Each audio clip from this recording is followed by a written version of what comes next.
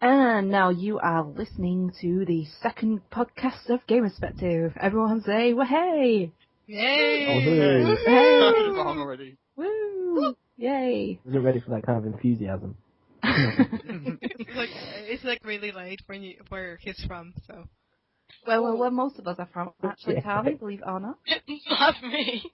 It's Dawn. early here, and we're Dawn is, and we can be all enthusiastic and stuff. And I just ate a pizza, so I'm like super energetic. So there's nothing new there, Carlie. No. No. Okay. Anyway, moving on. We have two new people here with us tonight, and now I would like to introduce you to Sean. Hello. So tell us a bit about yourself, Sean. I'm an aspiring game designer. I've been with Gamerspective since the beginning. Do a few reviews, news, that kind of thing. Dream is to be a lecturer and also be a game designer. Sounds awesome. And now I would like you to direct you to our newest writer, Dawn. Hey, I'm John. I'm known for being old, older, and oldest. Virtual gamer, playing games back when they were on cartridges you had to blow on. Those were the good days. Those were the good days, yeah. Passwords and all that kind of crap. I like to write, and stalk, people online, including good old Carlie there. Yeah, do that. Everybody stalks Carlie, so. Yeah, everybody just. Believe it, I actually just went on Kylie's Yeah. profile there. That's the creepiest thing. I actually just went on like. Not everybody starts Carlie. A lot of people hate Carlie, I believe. No, they don't. No, they don't. Anyway, guys. Hate podcast. What have we all been playing lately? Who goes first? Well, I made you go first. Yep. Let's go alphabet. Okay, what have I been playing? What have I been playing? I've been playing quite a few things actually. I've been playing. Yeah.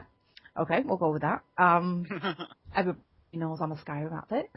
I don't think we need to delve into that. I have been playing Again? the Wolf. Are you going to keep doing this? I didn't do anything. I'm going to say the Wolf Among Us.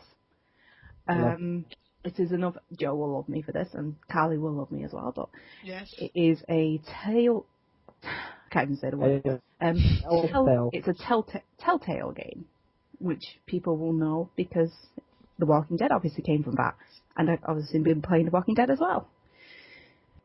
And now it goes to Carlie. Oh, so I've been playing a lot of Persona 4 Golden, which I'm really ashamed that it took me until now. Although I did get a beta recently, so when I played a little bit of Persona 3 when it came out, and then I don't know when Persona 4 came out, I don't know why, but I really didn't think about getting it. So now I was like, I need games for the beta, and this game is really good, so I'm gonna get it. And I've just been extremely addicted to the game. I mean, the other night it was like I had class the next day, and it was like almost 3 in the morning, and I was playing, and I went to get water, and I looked at the clock, and I'm like, oh my god, it's almost 3 a.m. and I got class in the morning. What is going on? So like I said, I'm doing homework in a video game instead of doing the actual In a video homework. game. Most important part. Like, that's how you know you're way into a video game. Like, if you like Japanese RPGs, if you like Final Fantasy, it has some similarities to that. It has a really good story. The gameplay is really good. It's really entertaining. And you have all this stuff to do, like doing homework and going to work, going to school, and all that stuff. And you get really into it. At first you're like, oh, this is just going to be really silly. And then you're like, oh my god, I need to study for finals. I need to get my knowledge stuff. Or I need to get a job and improve this and all that. Oh my god, I need to basketball practice or drama club or something like that. You get really into the game. Like, you're like living the game. It becomes life. It becomes life. It becomes my second life. I still have nightmares about studying for finals, and I haven't been to school in about 5 years. But in again, like I was last night. I should have been in a dungeon, but like no, I need to get my knowledge up. I need to study for finals. I need to ace my finals. What is this? Like, even studying, I'm gonna go in dungeon and kill things. Like what? I need to ace usually I'm in my a Skyrim. Like, I kill dragons, not go to learn Math things. is still important. But it does give you like you get things for being the top of your class that would help you in fights. So there's that. So like, but I did realize that what I'm saying is I need to study instead of like being a dungeon killing monsters. Like, I'm way too into this game. George feels like applied to real life. Like, hey friends, wanna go kill people in dungeons? Yeah, sure. Wait, we need to study first.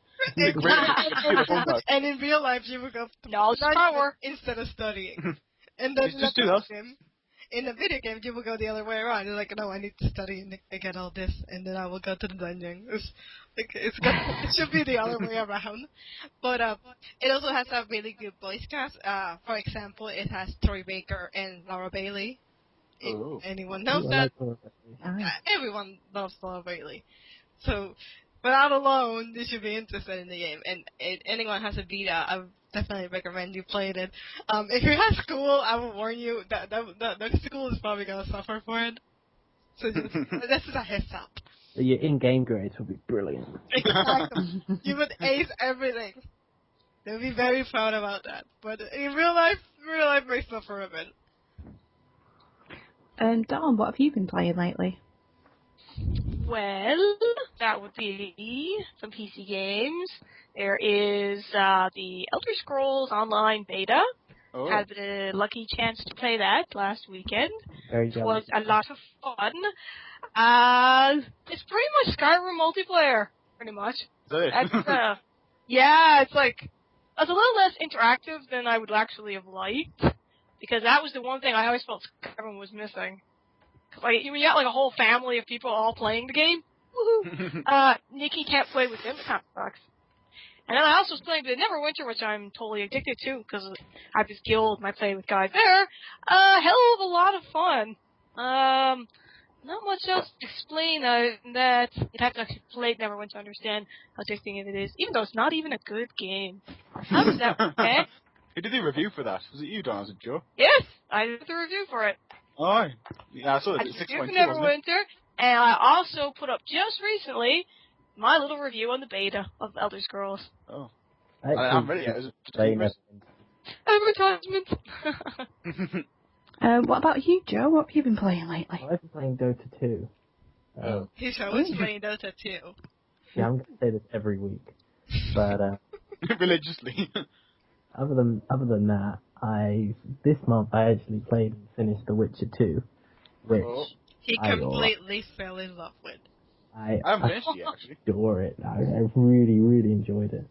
I only downloaded it because it went on sale on Steam for like, I think it was like £2 or something. So I bought two lots.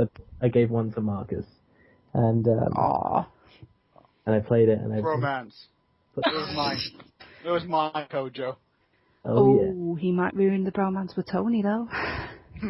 Christ. Romances are not limited; they can be expanded. That sounds really wrong. Like just like giant like romance.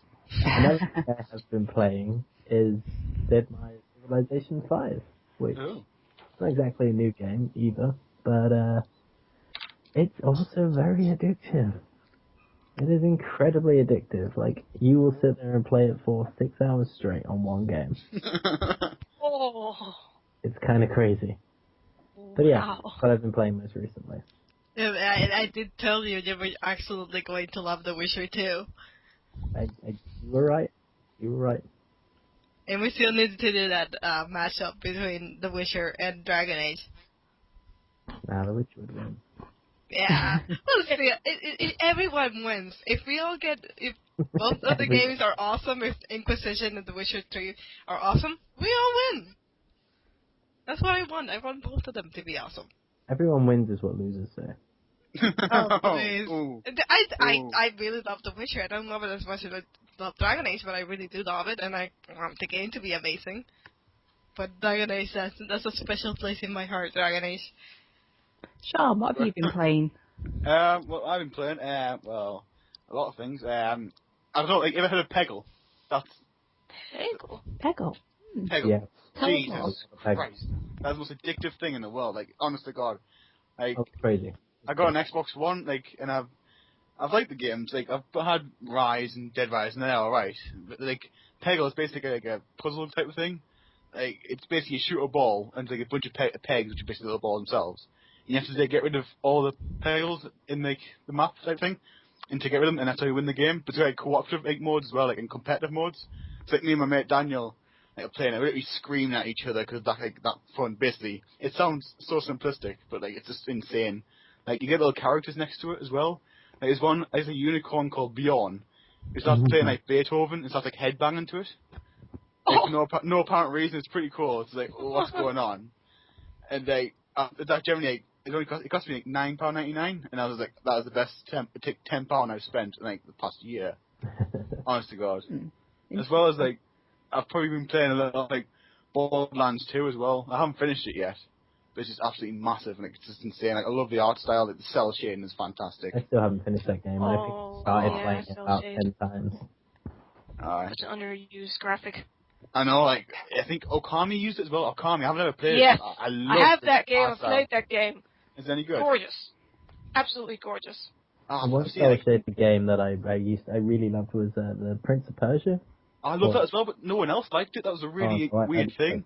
I love that game so much. Everyone's like, oh, it's not Sands of Time. I was like, well, it's not meant to be Sands of Time. Exactly right. But everything, no, I want Sands of Time, so they came up with a new one, which is like pretty much a carbon copy of Sands of Time.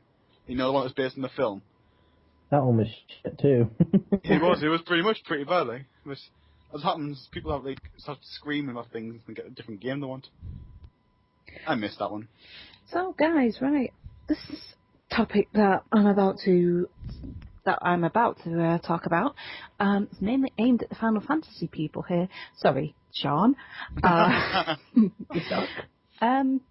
Square Enix, they've registered Shinra as a trademark in Japan. What do we think about that?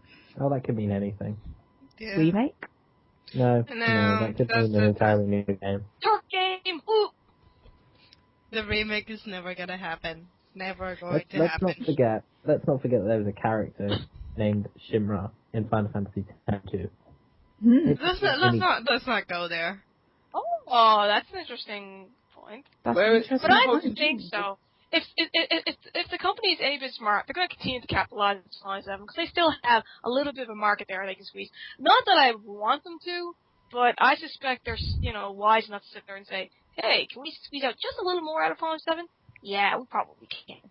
But saying that though, I mean, like, I'm not a big Final Fantasy fan apart from the earlier ones, but like Shinra, like if it's in Japan only, it could mean anything.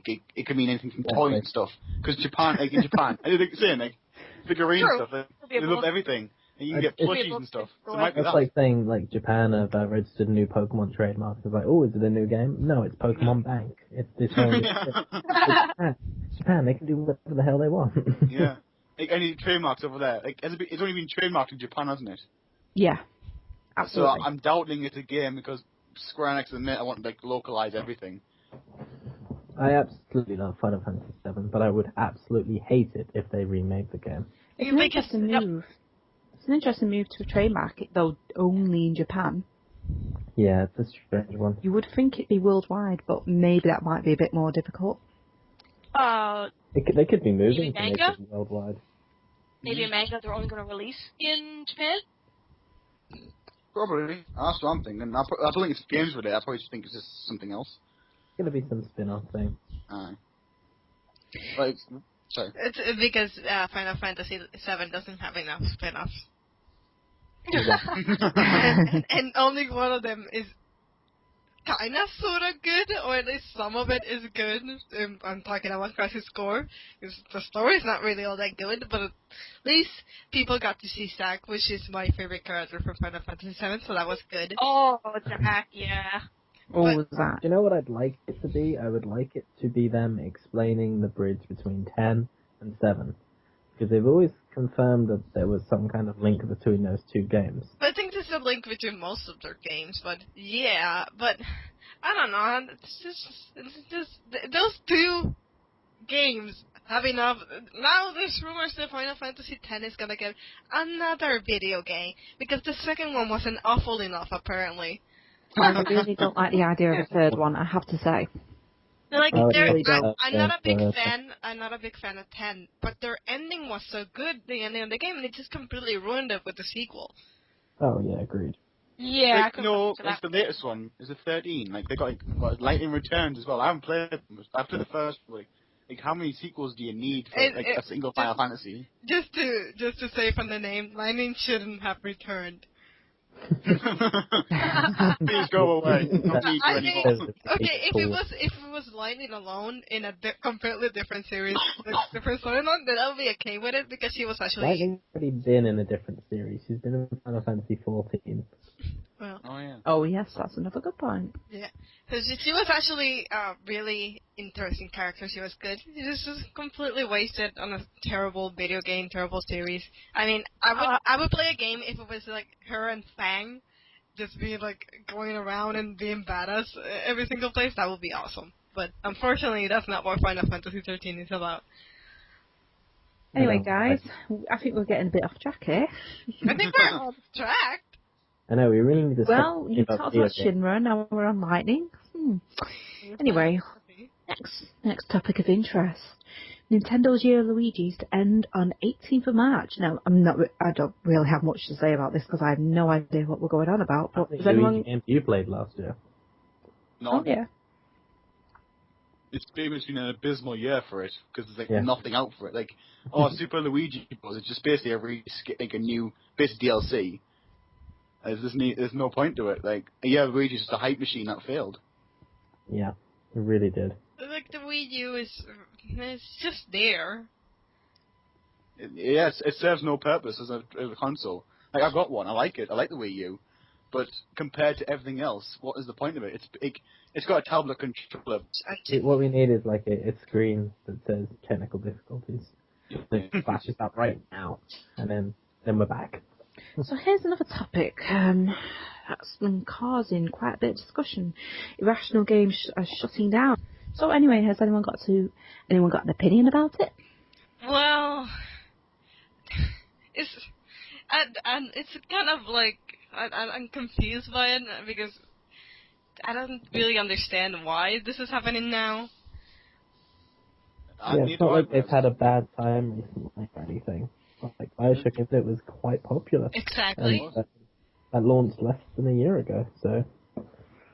But didn't Ken Levine? Like, didn't Ken Levine start and he wanted to make it smaller and focus on smaller projects? So basically, laid off 90% of the staff. But nowhere. But the question is, why now? It's not like they're going through, like, their games aren't making enough money or they aren't popular enough or stuff like that. It seems like a really odd time for this to be happening.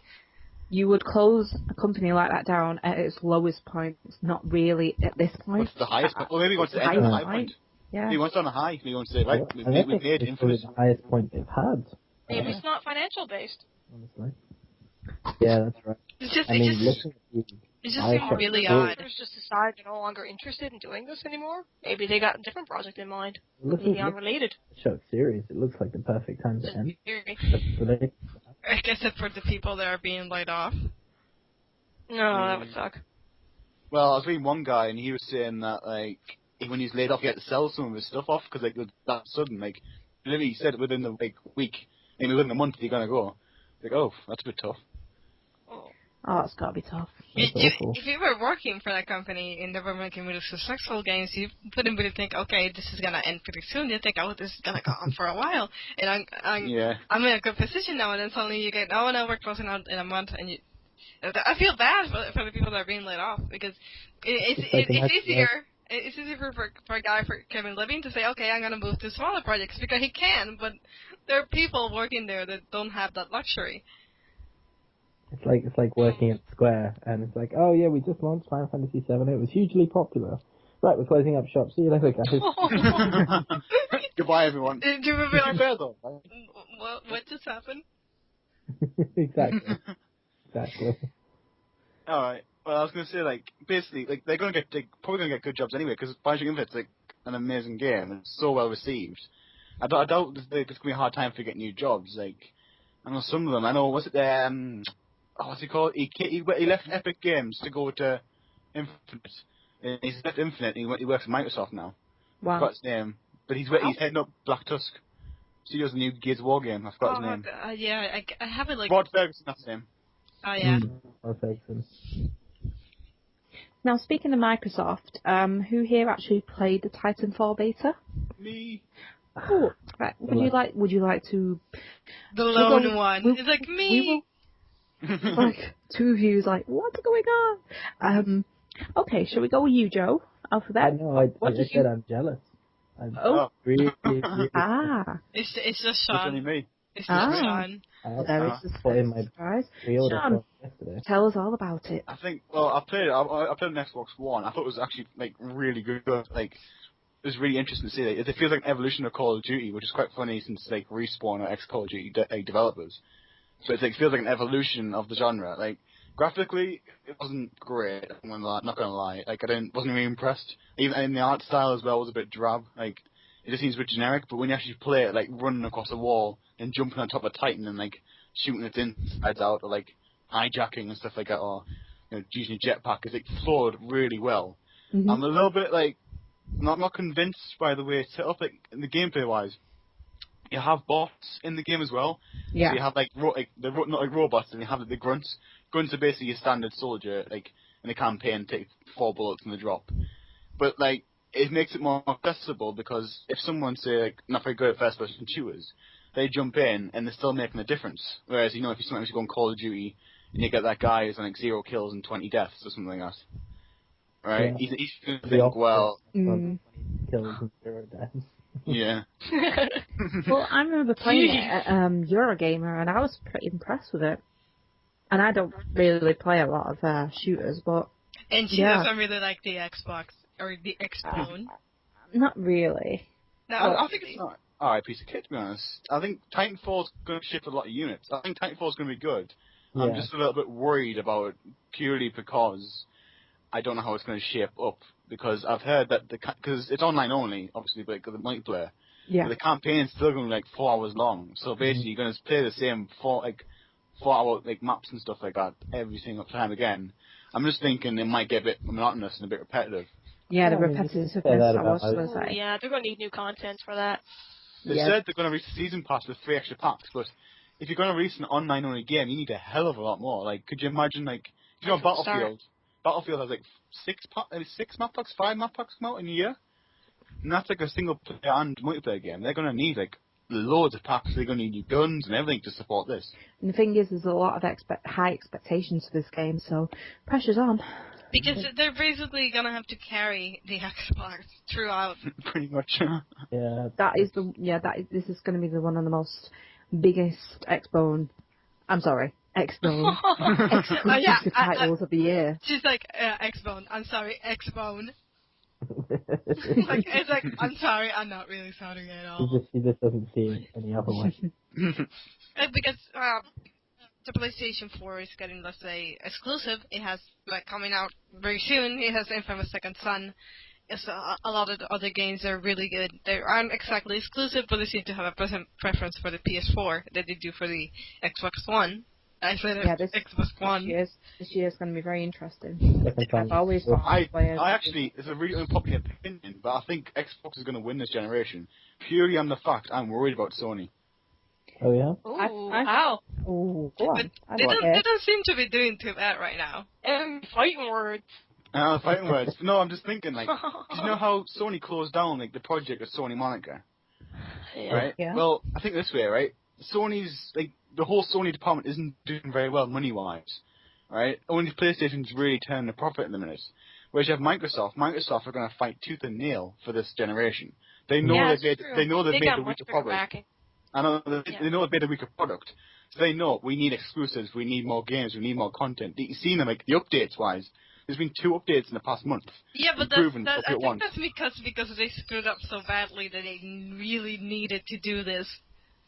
And don't forget, there have been a load of indie developers for the PlayStation 4. You have to think about that. Yeah, I was talking to one guy, and he was saying he was telling me the developer kits for PS4 are hideously expensive. They cost over £10,000. Whereas the new Xbox One, every Xbox One is a developer kit. That opens up massive I don't know, garage game developers. They can easily make their own games and apply for it. Sony, their developer kits cost so much money, it's going to make it go away a bit. One thing I always think about Microsoft and always have faith in them a little bit is because they're a Western company and their focus is always going to be on Western customers, and we are Western customers in this case. Well, they pretty much accepted they won't win in Japan, I think. Yeah, exactly. But you look at the Wii U, and the Wii U is much more popular in Japan than it is here.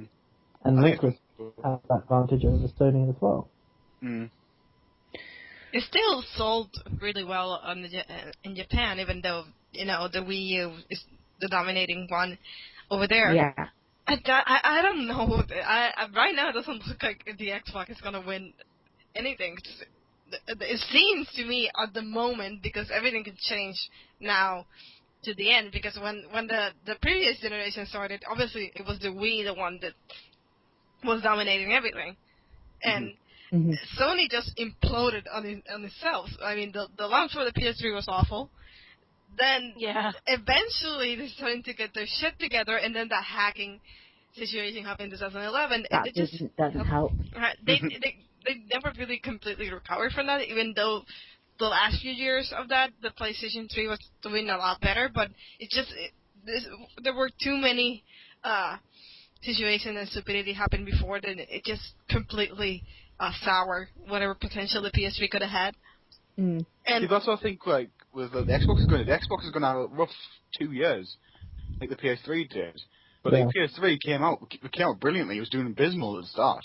But eventually, I think Xbox we'll have a new Halo. We have this. They'll get new exclusives. Quantum Break looks fantastic. I don't know.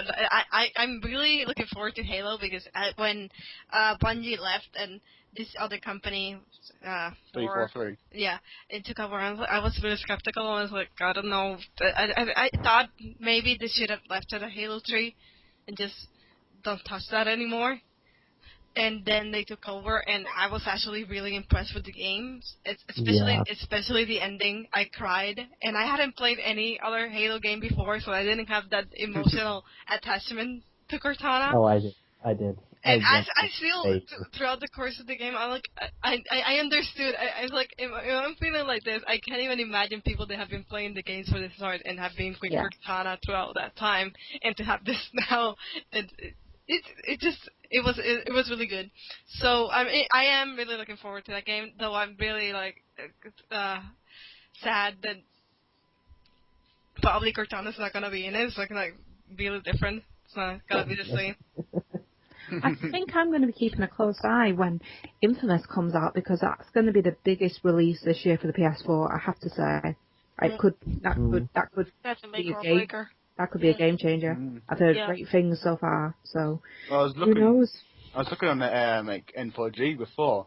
It was saying that Infamous Second Son actually surpassed The Last of Us pre-orders. Yeah, that's right. And I was like, Christ, that's pretty good. I'm not a massive Infamous fan. The first one irritated me so much. Oh, I'm the same. I guess I understand why people love it, but I just couldn't never get into it. Part of it, I thought the gameplay was really weird. It didn't feel like it flew, like it was flowing very well. It annoyed me. And I don't know, there were parts of the story that I understand why they did parts of the story, but it never really clicked with me. I want to get Infamous Second Son. I ever pre-ordered it, but there's a reason that the PS4 doesn't really have a lot of great games right now. So the game is coming. Well, out. It didn't help with Watch Dogs, really. Yeah. That was a huge blow. That's another thing we're getting into later. Oh, but, yes, we will cover that later. I really need a good game for the PS4 because my PS4 I don't play it a lot right now. So the other thing is, Amy was trying to get me to play Second Sons. If she would have just said Troy Baker, Laura Bailey, and Thomas Williman is in the game, I would say, okay, yes, I'm going to buy this. I need this now because those two people are awesome together.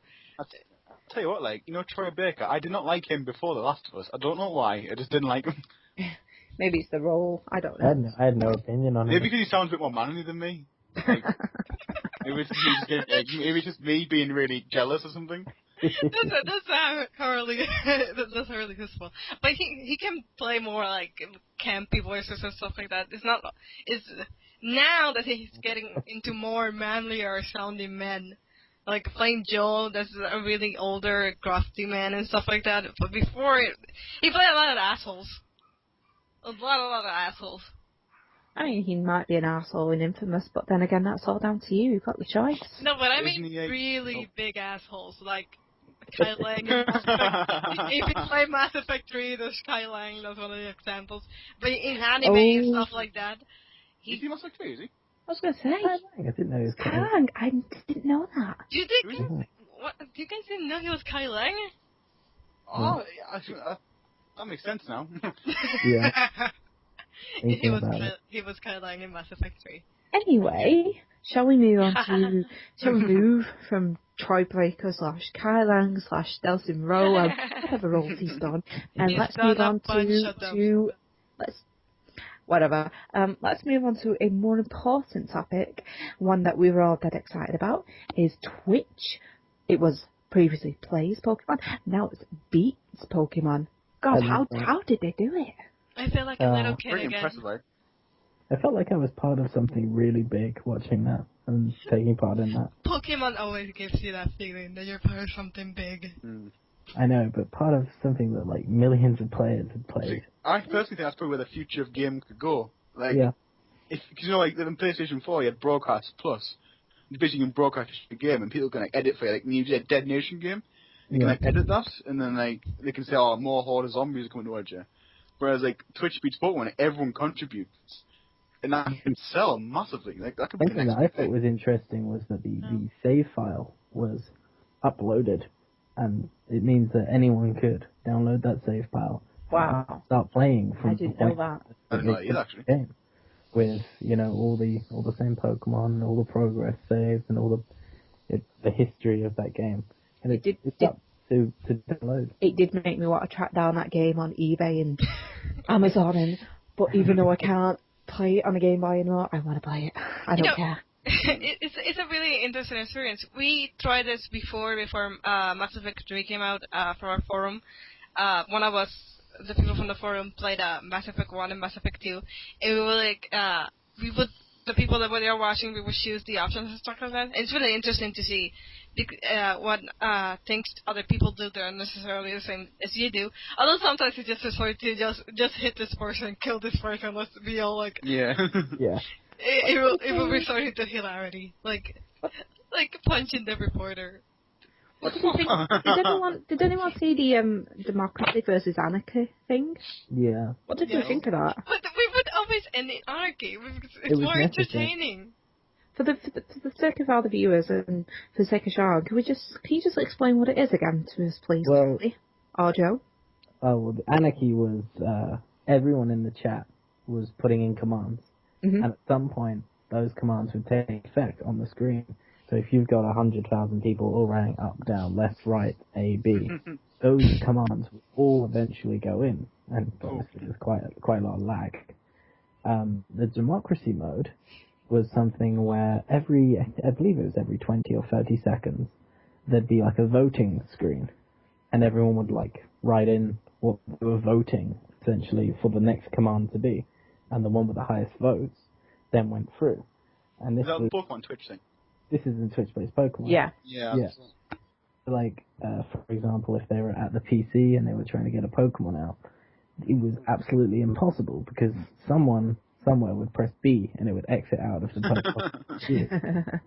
So to go into the democracy mode, you had to have a certain number of the viewers vote to move into democracy mode. It would only stay like that for a certain amount of time. It's always more entertaining to go with anarchy and stuff like that. Because seeing 100 commands put in at once, it's just... I wouldn't say always more entertaining, because after 45 minutes of seeing one little pixelated man walk around the same room. You can't think I couldn't have put it better myself. that happened. If You you're just want playing, something else to happen. if you're playing one of the decision-based games, then you get the decision to either kill someone and stuff like that. If you're having people decide for you, everyone's gonna think, kill him, kill that person, kill that person. It's funny Yeah, I that will way. admit, I was like, when it first started, I was just like, oh yeah, anarchy all the way. But as more and more people started playing, it was actually impossible. Like, even if 100% of the people playing wanted the same thing to happen, it wouldn't happen because of the amount of commands going into the game. Yeah. Up. Like, oh yeah, we should go up this road and, take a right here, but the rights would come in at the wrong times, the ups would come in at the wrong times, and you'd never get there. So democracy was kind of necessary, and especially Pokemon has sometimes a good decision has to be made so we can move forward. Yeah, speaking of which, they're playing Pokemon Crystal now, aren't they? Yeah. Does anyone know if Democracy and Anarchy are still in there? There's a new mode where democracy happens. That was the logical evolution. Anarchy, communism. Sorry, had to be said. From the little I've seen, it looks as though democracy happens and its rules will introduce democracy for a period of time, and then it'll go back to anarchy. So this would mean, if the Twitch plays Pokemon are stuck at the same area for a day, it's like, well, democracy is eventually going to happen, so you'll eventually be able to get through it. So how long do we think it's going to take? Because Red took over 16 days? 16 days, that was it. How long do you reckon it'll be for Crystal? Forever? The funniest thing... Well, that's a bit of an exaggeration. And Silver and Gold is the map is kind of circular in nature to a degree. Anyone who's played Pokemon Silver or Crystal will know that in the last city, Blackthorn, I believe it is, you can jump down a ledge, which is like a shortcut to the first town. But the problem is, once you've jumped down that first ledge, there's no way back up. So if at some point Twitch plays Pokemon jumps down that ledge accidentally in the last city, they have to walk around the map, all the way around the map that they've spent the last, probably 20 days at this point, getting to that point. That could be the game changer. Yeah. And what do you think is going to happen? You can't go back up. You can only jump down. You can't go back up. I think there'll be a 95% chance of that happening. Yeah. It's definitely going to happen, and it's going to be awful. It probably will. How long do you think it'll be before a company takes advantage of this? Imagine if Nintendo did this. If Nintendo did this for the Wii U, could you imagine the sales? I'm not surprised that the sales haven't gone up because of this. It might probably has, actually. Probably could have done, actually. We're going to see two things in the next few months regarding this, or the idea behind Twitch Plays Pokemon. We're going to see a company buy it and go somewhere with it and release something, or we're going to see a Kickstarter from the people who made it. Do you reckon we could ever see remakes of Red and Blue, the older games, as a result? That would be great. Just give me Yellow and I will be happy. Yeah, Yellow's my favourite. I've still got mine, actually. I found Silver and Gold. I hated Silver so much. Red, Blue, Silver, and Gold have all been remade already, so I don't see we're going to get a remake. Yeah. Anyway. What could be next? But with someone buying Twitch Plays Pokemon, it's probably gonna go into it's popular now, it sucks, or they sold it to someone else that was gonna suck. The maker of this hasn't even announced who they are. Do you think they've taken I don't know. Do you think they've taken a dice from the Flappy Bird creator? Oh god! Flappy Bird, here we go. Hasn't gone crazy and disappeared off the internet forever yet, so. Rage quit. You said it yourself, Sean, on Twitter. You said if you made a big game and you'd have to move to Alaska.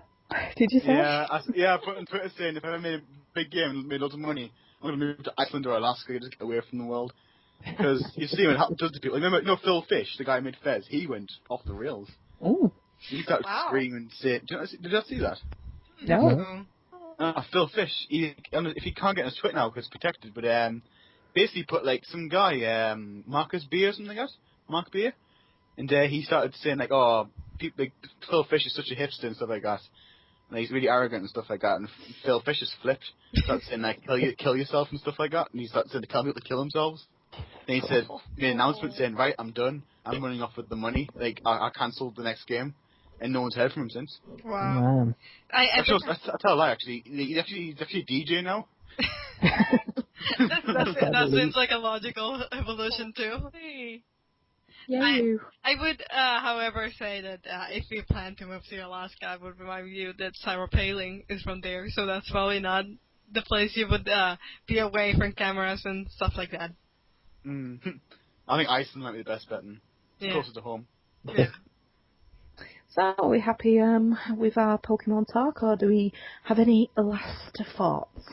I love Pokemon. I love it very Consult much. the Helix fossil. Consult the Helix fossil. Well, I think you've said what we are thinking, Carlie. Of course we all love it. Are we sure we all love it? Has anyone played the new game? Like, because I never thought anything was anything was missing from the Pokemon games, and then they gave me rollerblades, and like, they have been missing from my life.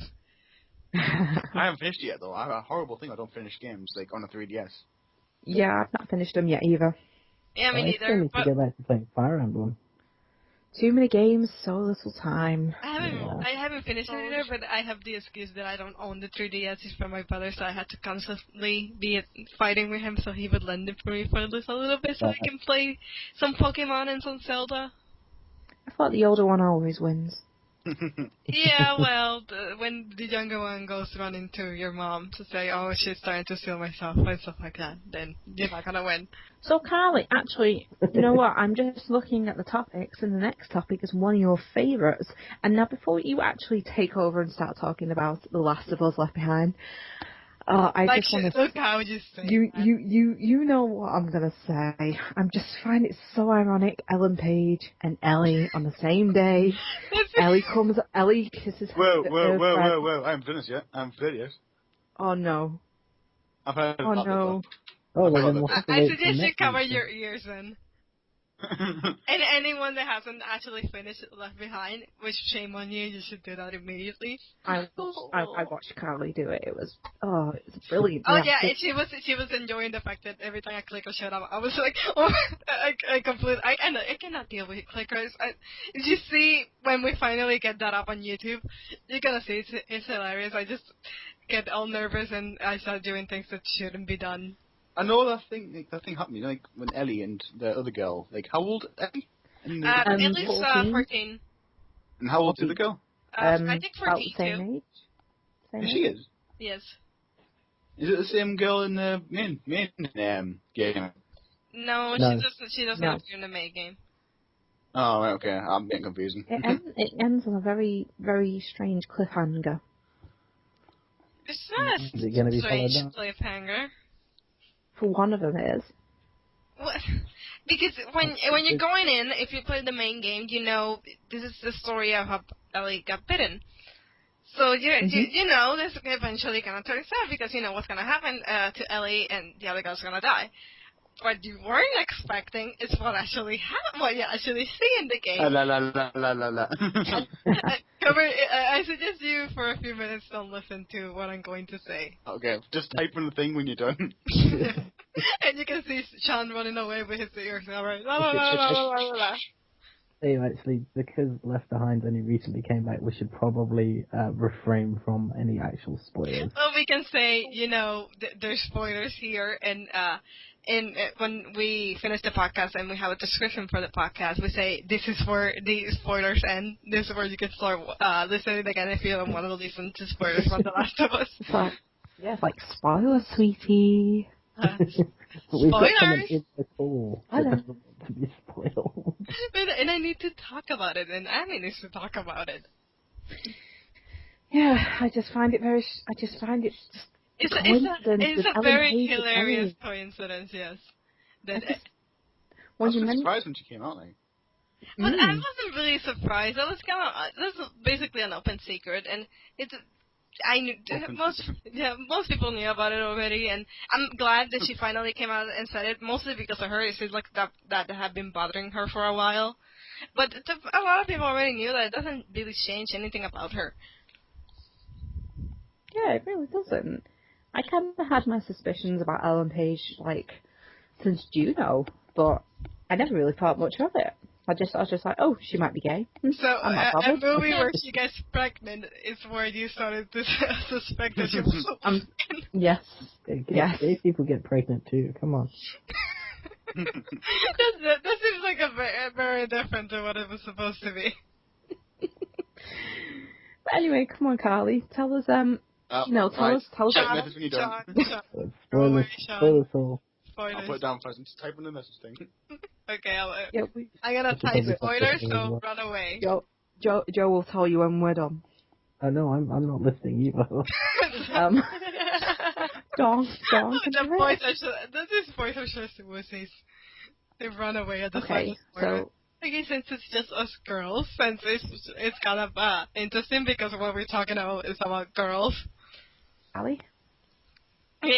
I'm gonna give major props to Naughty Dog because very few companies would do what they did in the way that they did it. Because we're talking about teenage girls, for starters, interracial teenage girls, and they controversial. They don't give a, that's one of the things I love about Naughty Dog. They do so many things that usually would just blow up in the face of someone else. And once upon a time, in the apocalyptic zombie world, two girls were friends, and they showed a game company called Naughty Dog showed how. Stop sugarcoating it, please. Just get on with it. Get on to the saucy part. You always want the climax. You don't really want to have the build-up. It's so you. So, basically, they're lesbians. Oh, well, they're not lesbians. We don't know if they have any interest in boys. They just... They build up... They build up... Boys are boring in this game. What is it? They're all sad and miserable or want to kill you. You don't really see any teenage boys, other than the kid in the main game that gets turned into a zombie. That's really the only one. That was very sad. Yeah, but you kind of see it coming because the kid doesn't really have any experience or know how to survive because his brother's always keeping him out of everything, which obviously was going to eventually backfire. And you see that in The Walking Dead, where Lee teaches Clementine how to handle herself. If he hadn't, she was probably gonna end up dead. Especially with the way Season 1 ends. She wouldn't have survived if she hadn't learned how to take care of herself. And you see also that in the series and the comic books with Carl. He's also taught how to defend himself because before he was completely useless and got some people killed. Yeah. But I started like thinking of at first I didn't think it was actually going to like I thought okay they're gonna tease the fact that these girls actually like each other and they're not just friends, and the way they argue with each other they sounded like sometimes us like they were all like a married couple. Yeah. It's like, oh, bitches started it and stuff like that. Like, they sound like they're more than just friends. But I thought just kiss and make up. Which is exactly what happened. Which I was really surprised because I didn't think they were actually going to do that. Do you want to know what I really liked about this DLC, though? We actually got to see Ellie as a normal teenage girl, as opposed to the main game. Yeah. That is something that they really nailed right. But which makes it all the more sad. Even more special, yeah.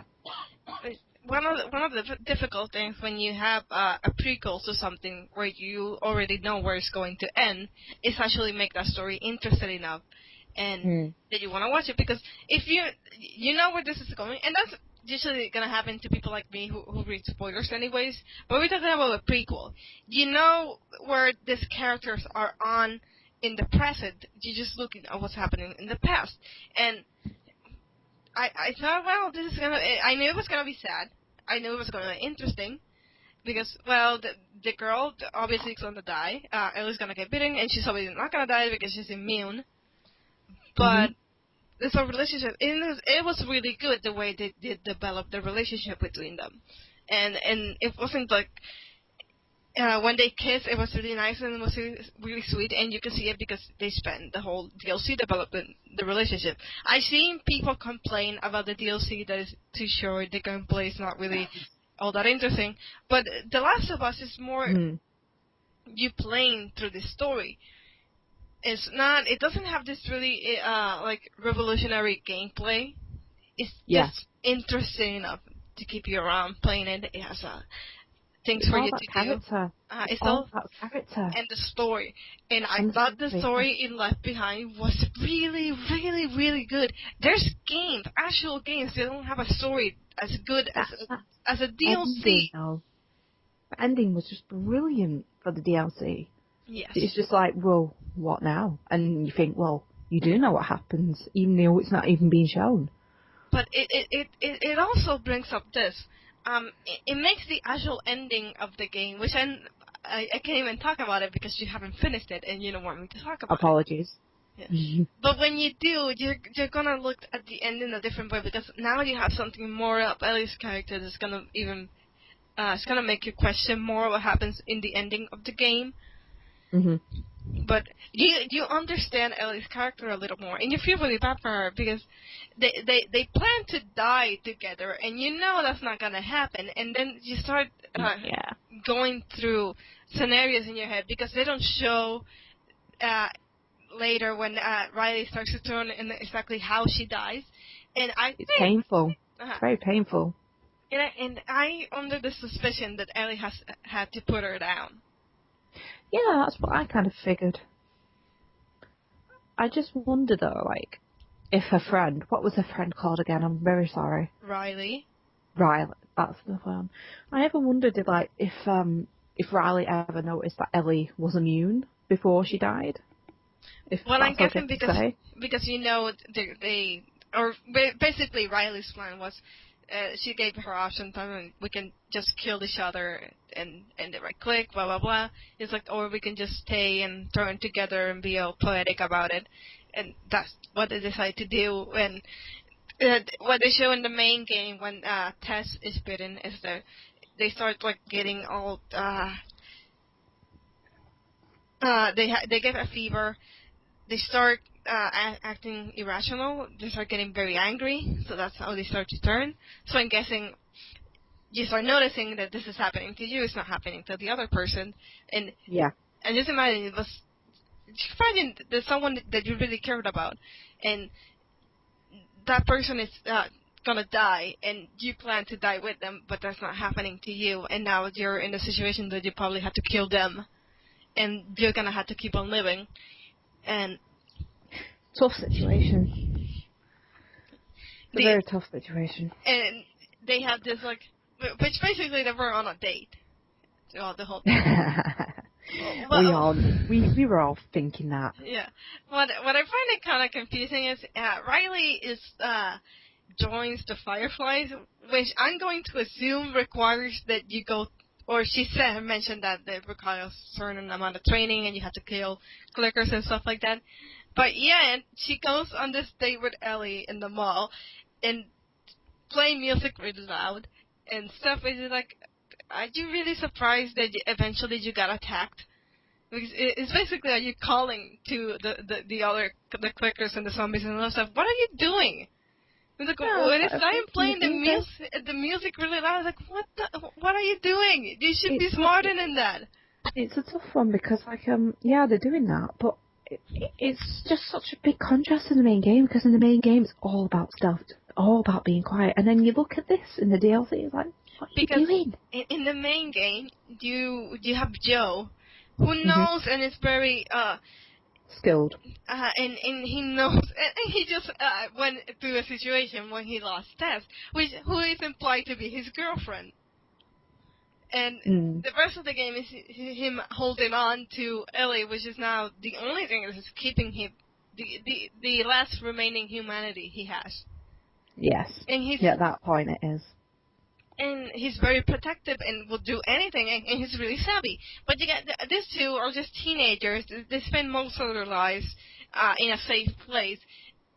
probably at the time they didn't really see the clickers and the other ones as dangerous as they should have. And the contrast is because this takes place before the main game. You have a lot of funny moments and these really sweet things that happen. The whole thing with Facebook was hilarious, and you don't have that amount of funny things. Okay, I was saying it has some really funny moments, and it's done to contrast the way the main game actually works. To contrast, this is before everything went to shit. We're giving you this really nice and this really funny moments, and then we're gonna take them away, and that's gonna happen. So you just gotta enjoy what little you have with that. That was funny. But also, again, Ashley Johnson was incredible, and I understand the thing with her is she really, you feel like Ellie could actually be a person, a real person. Yes, I don't really think I finished that Ellie's just, she brings Ellie and makes her you could see that she could actually be a real character. But thought she did an amazing job with Ellie in the main game and in the DLC too. So right, yeah. I think we shall invite the boys back. Spoilers are over. You can open your ears now. Hush now, spoilers. I return. Hello. Hello. Hello. We have the boys. We have the boys. Minus Marcus back. Marcus is here all along. Is Marcus in this podcast as well? Yes, I just kind of invited myself into this. He just came in between us talking, and he just came back, and I was like, "Ooh, a wild Marcus appears." Go Ultra Ball. Anyway, the next topic that I would like to discuss, and it's something I'm dying to know about. Joe, what happened with Dark Souls 2? Oh yes, I'm the most interested in the pizza story. Priorities, pizza over a video game. Yeah, it was fantastic going up to Bandai Namco headquarters the other week and got to play a little bit of Dark Souls 2, which is launching later on this month, which I am very excited for. Not quite as excited because it's going to be a little later on PC, but I got to play on PS3 over there, and it was fantastic. How did you get to play it? How did you get to play it? We can thank Tony for that. Tony does a lot of PR basically, and we don't got an invitation. In the know. Got an invitation, and it was in London, and I'm the local Londoner, so I'm lucky enough to go down. Was it as good as Dark Souls 1? Oh yeah, it's brilliant. There's not much change to the formula that you're used to, which is good. And if it ain't broke, don't fix it. Restless flasks as well, which are healing items in the game. But the game itself, it looks the graphics look better. The combat is just the same as you expect it to be. And that statue you tweeted. And that statue is awesome. They're like bigger than me, much bigger than me. That's obvious. A picture taken of me with the statue, but it didn't come out as well, so I didn't tweet that one. Oh. But, it was huge. It was it had a whole other half a body on me. Now, what about the pizza? Because Carlie's dying to know. Yes. Bandai Namco. Bandai Namco. That's not Bandai Namco. And I keep saying it.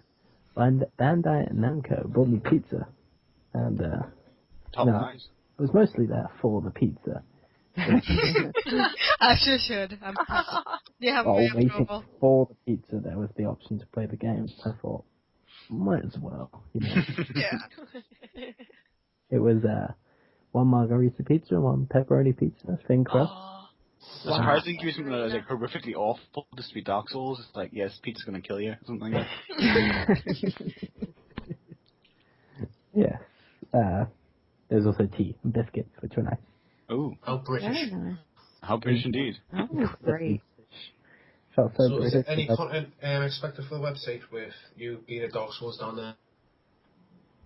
Is that sorry? Is there any content come to the website with your experience down there at Namco Bandai? Yeah, there's like a gameplay run through up on the website already.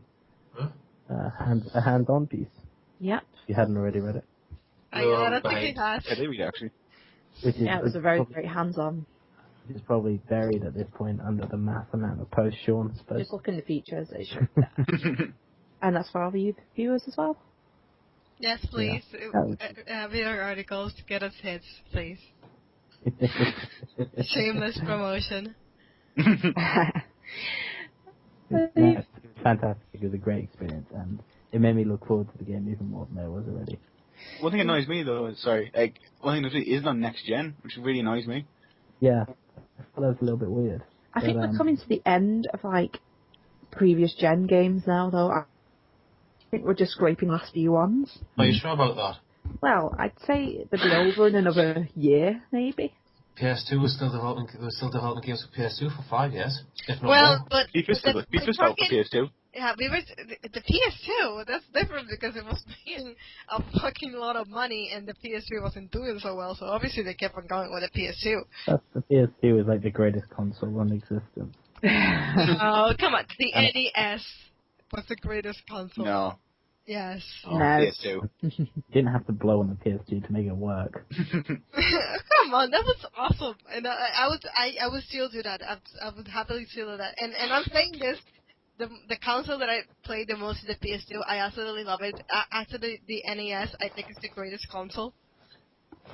But I still think the NES. That's just there's no amount of nostalgia, and that was the first console. That was the first console that I touched. Alright. Anyway, we've had some really big news yesterday. In fact, not just one. We had like 2 big news yesterday, didn't we, guys? Was it on Tuesday? No, we're talking about Sony. No, not that news. We're getting to that. Don't worry. I'm going to give you a hint. I bought the very first game in this franchise today. Yep. Ooh, Arcade Knight. Yeah, that was announced on Tuesday. That wasn't Tuesday. That's what we said. If you're talking about yesterday, you're talking about Sony. I'm a Come on, What did Sony do? Jack Tretton stepping down as CEO and president of Sony Computer Editing. Oh, yeah, I saw that. Yeah, we can talk about that. Yeah. Yes, we'll just jump Arkham Knight for a bit. Let's start with the Sony. Let's start with the Sony thing. I'm actually devastated about this. Jack Tretton is just a god to me. He's brilliant. I mean, last E3, I'll never forget that smug moment. Yeah. God. Legendary moment. Yeah, he looks so smug, he was brilliant. You would too if you verbally abuse your rival that epically. Like you can buy a game, you can sell a game, you can buy it again as second hand. You can eat on it, throw it out a window. We don't care what you do with the game after you buy it. Yes. That's probably one of the greatest moments so far in this decade. Just dig a hole for Microsoft. Just put the boot in. Absolute whitewash victory. Aye. And obviously that's one of the Xbox sounds, yeah? Silence. It's just that you and Abby talked about this at the same time that we're not really sure what either one of you said. Obviously that moment was probably one of the moments that absolutely dug the grave for Microsoft, I have to say. Oh, yeah. Last year, because... And the sales just literally kicked Microsoft in the grave. They did, like. Then again, though, that's probably give them a good bit of humility. Like, they know now they got to work harder for the sales. Like, before, like, we won last week. Did really well. PS2, like, they were the best selling console that generation, and they felt like you just walk in the PS3 with cell technology and stuff like that. And they got hit quite hard with that. What they could do this time around. Exactly. Like, you already saw how your competitor just did the stupid thing that didn't work, and now you're like, oh, okay, we should give it a try too. I don't know. Like, I do hope again that they do learn, because this thing is console wars. Anything is better when you have competition, and it's good competition and brings out the best of each other. Because I call it the X-Bone, and I joke about it, but I do actually want it to succeed. There's one good thing though. You know Don Matrick, the old Xbox guy. Glad he left. Glad he left. That was the fun, and the company he left for. That's like the perfect. Zynga. If you want to destroy things, that's the perfect company to go to. You see, that brings me back to Tretton though. Why does he left Sony? Yeah, the position he was. Yeah, it's a completely different. different. Information on why he's left. Really, I mean, it's different from Don Matrick. I mean, although when you have people that have a position that high, them leaving or being fired, it doesn't come up all of a sudden. It takes like a year. So that explains his attitude during the whole launch of the Xbox One and stuff. Like he looked like he didn't care, and they would find out it's because he was leaving, so it didn't matter to him whether that ship imploded. I didn't like how Don, like, do you know what he said to people? Like, was it E3? Like, people said to him, like, what happens if I don't have the internet? And I still play an Xbox One. He turned around and said, right, he said, buy an Xbox 360 instead. Yeah. How stupid can that be? He was leaving the company. It didn't matter to him anymore. Yeah. What happened? I think the exact thing he said was like, what, you know, the thing that was asked was what happens if I don't want the ORM? What happens if I don't have an internet connection that I can play my games? He goes, oh, well then we've got a brilliant console for you. It's called the X360. And it's like, Jesus Christ, you cannot get away with saying that. It's clearly obvious. He just didn't like games. Like, he made a console for like, multimedia use. It's clear that he just didn't do it right. Yeah.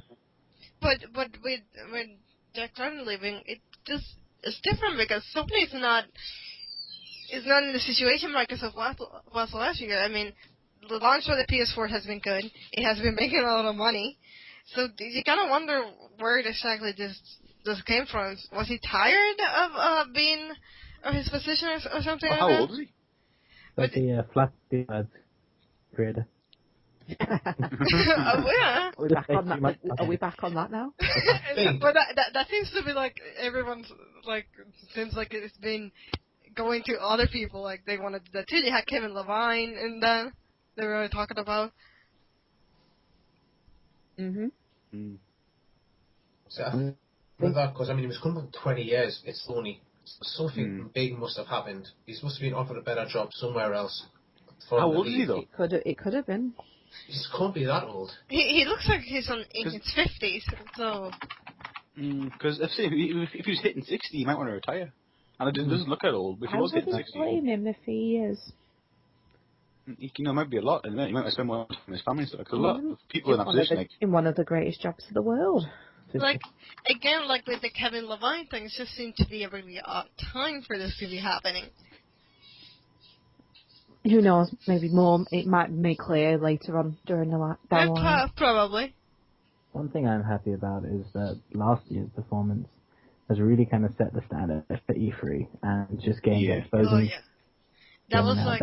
They're going to be bitchier. There are going to be more claws out. It's Microsoft have got claws like they'll be wanting blood.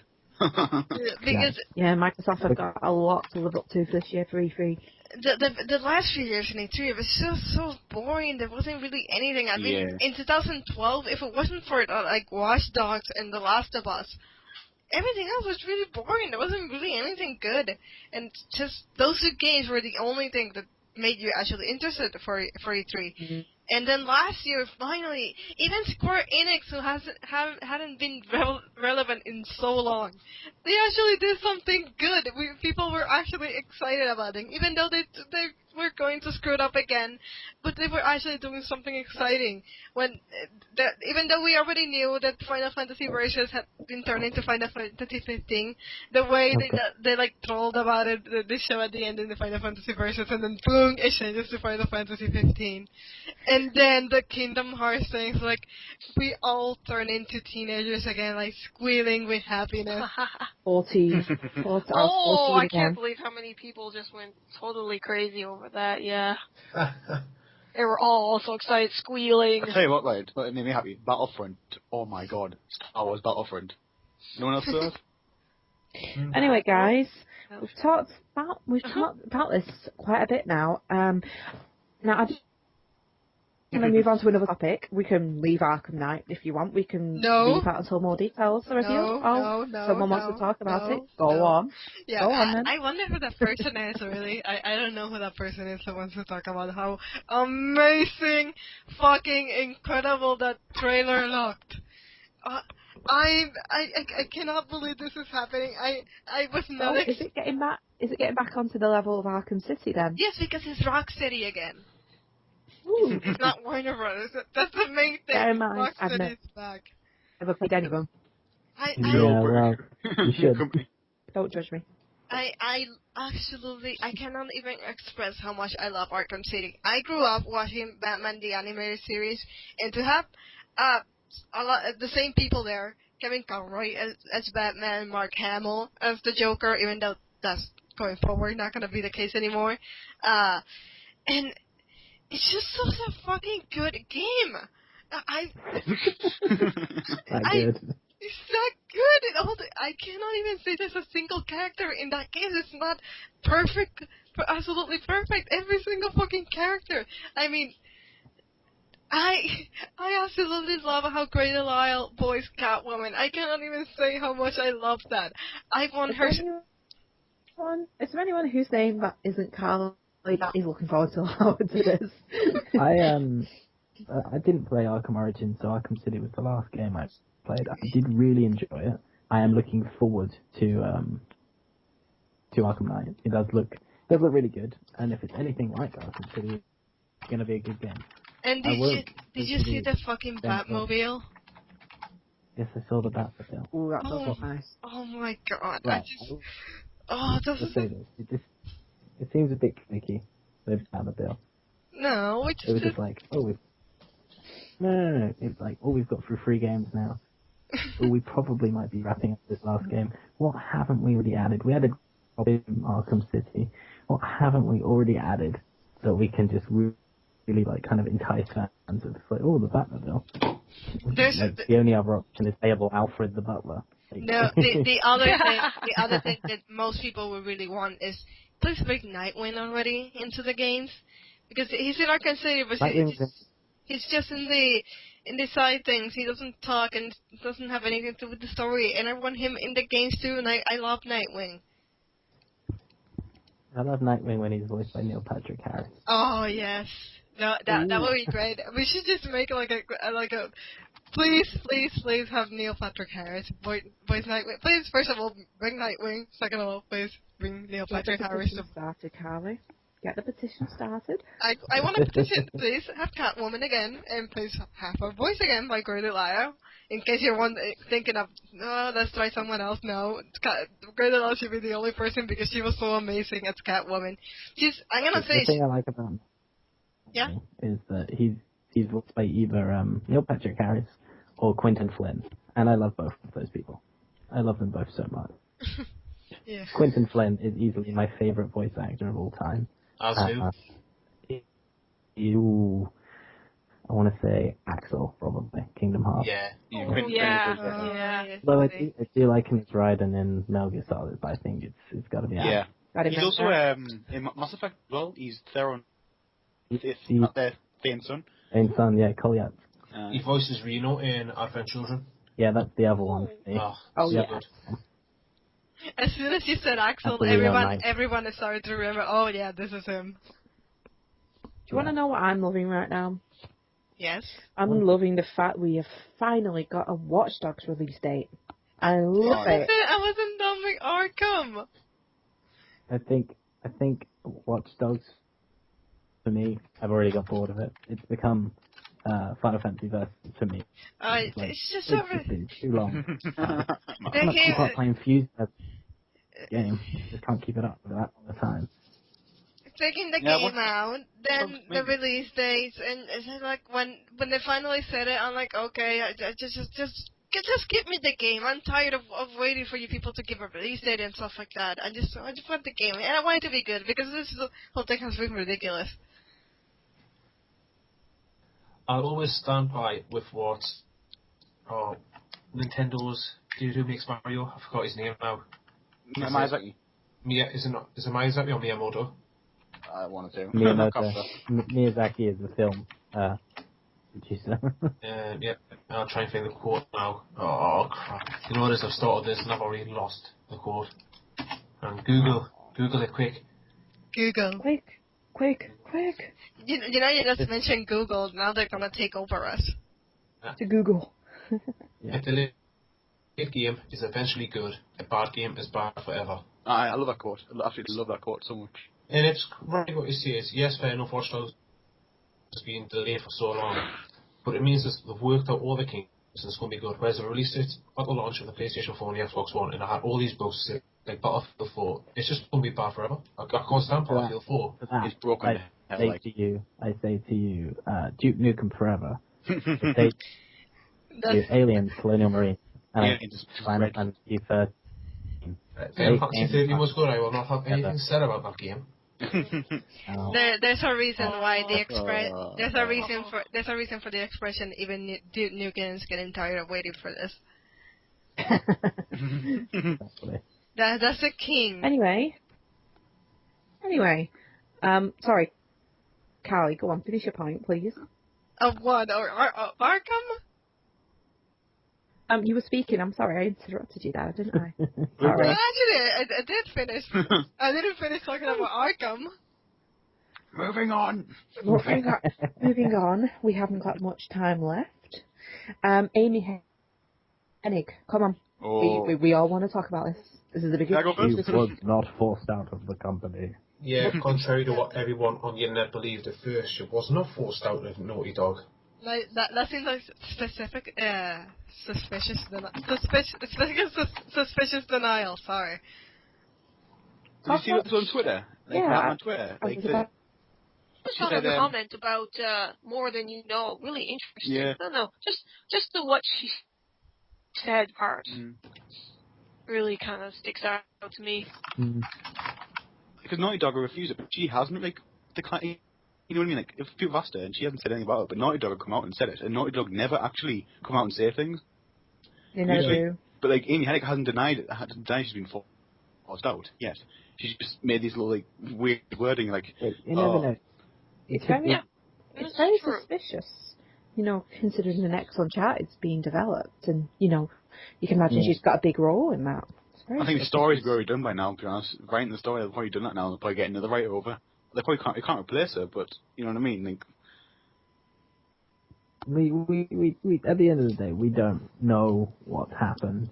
On one side, you've got them saying, no, she wasn't forced out. On her side, you've got something rather cryptic, but it does actually suggest that she probably makes you think. was. Yeah. It really makes you think. Well, I don't think this is the last we've heard of this. Yeah, but we can say probably if they didn't exactly part on the friendliest terms. That's the likelihood. Yeah. That's something we can probably take away from this. That wasn't a happy divorce, let's say. Happy divorce. It might not be like this really horrible divorce either. Horrible. But it's horrible breakup. I wonder where she go next, to be honest. Someone will snap her up. Yeah, I mean... I hope we do, actually, right? I hope it's BioWare. I wish, Irrational, she'd be perfect at Irrational. Irrational, BioWare, somewhere big. I can imagine her getting... BioWare, she got it. I would say BioWare because I have more interest in the games that are coming in BioWare than I am with Irrational games. Yeah. Oh, yeah. Speaking of games that are coming, what are you guys buying this month? Final Fantasy X, 10-2 HD Remaster. Yeah. Top of my list. No, not mine. I wouldn't say it's top, but I probably will be buying it. Oh. I'll be getting Final Fantasy X, just like Marcus. I'm also getting Infamous Second Son, as you already know. As well. I'm getting Infamous and Titanfall. Can't wait. If I can bring myself to buy a PS4 this month, then I will be getting Infamous as well. And definitely Titanfall. I've already One of us. One of us. In the Horde. And if you could get Mass Effect 3 to play with us multiplayer. I bought Mass Effect 3 this month. I bought it for PC. We're gonna have the discussion again. We're gonna have the discussion again. PS3, you can play. I had it for Xbox. Yes, but 360 for the last 1080p though. Which I would play with you on the 360 if it weren't for the fact that Microsoft closed my account for no reason. Oh god, here we go. I'm like, Can we stop giving just because I so was much inactive for a few months. I was Sorry, but Microsoft did that themselves just last year. They brought themselves back quite well. Like, they're making a lot of changes and they're doing a good stride at the minute. They'd probably do better if they didn't do what they did last year. That's Don Matrick. I blame Don Matrick for everything. Yes. Yeah. I'm calling Xbox 360. calling blank slate on all opinions on Microsoft. Like, they could be making good decisions right now. They could be making a fantastic game right now, but we don't know. So for the moment, it's just funnier to keep on piling on them. I mean, E3 is just around the corner. Stop the bullying. E3 will be fantastic. Yeah, E3 will be one to watch this year. Gamescom as well. Gamescom will be great as well. I mean, we might get a trailer for the next Uncharted game. More information on Arkham Knight. I want to see more about Dragon Age Inquisition. It's getting to a point where I need something to fill me until the game comes out. Yes. Carlie, can I just stop you? Can we leave the E3 discussions for another podcast? I think that deserves a special podcast in the future. Oh yes, it can be pre E3 if you want it to be. Oh, look at that! Look at that! It rhymed. Just, I think that covers about everything. Wait, I didn't say the games I'm going to buy. You know that I did last podcast. I'm always left out. The floor is yours. I'm getting Second Son 2. Getting The Witcher 2. So I haven't bought that one yet. I'm waiting for the release date for The Witcher 3 to be given out. It's kind of turning into the Watch Dogs things. When are they going to give the release of it? They said it was coming out in the second quarter. That's 2014. We're reaching the point where it's getting close to when the game is supposed to come out, but we still don't have an actual release date. I've been waiting. So, my dear, what are you playing? And The Walking Dead Season 2 and The Wolf Among Us. So, yeah. Yeah, that pretty much covers it. What are you buying, Dawn? Yeah, it's done. Oh, jeez. I'm probably going to be a little cheap and watch and see what comes out next. To be completely honest, my money's probably going to be the next few months going into the Elder Scrolls Online. That might be one for me as well. She loves her some Elder Scrolls. Yeah, and I was just like, ooh, you know what? The only thing that's coming to my mind is the Elder Scrolls right now. And I'm like, you know what? That's all I'm going to invest in for now and see what happens. If it's good, it's going to be great. If it's bad, it's going to be astronomical. If it's bad, it's going to be every other MMO there is ever. Oh! we still need to play. We still need to play the Old Republic together, though. Oh yeah! Wow, that would be. I've heard nothing but the best of things of that one. So not everyone is terrible. No. It's everyone is like one of the top 3. It's every poor attempt to get there. By poor I attempt, think it's the future, my friends. All right then. I think we should wrap it up there, guys. Yep, it's been great. Yes, we will. Don't forget to follow us. 12 and, Don't forget to follow us on Twitter. Don't forget to like our page. And don't forget about all the other links that will be in this video. Right, and this is the part where we say goodbye. Goodbye. Goodbye. Goodbye. Adios. Adios. Ciao. Everything is awesome.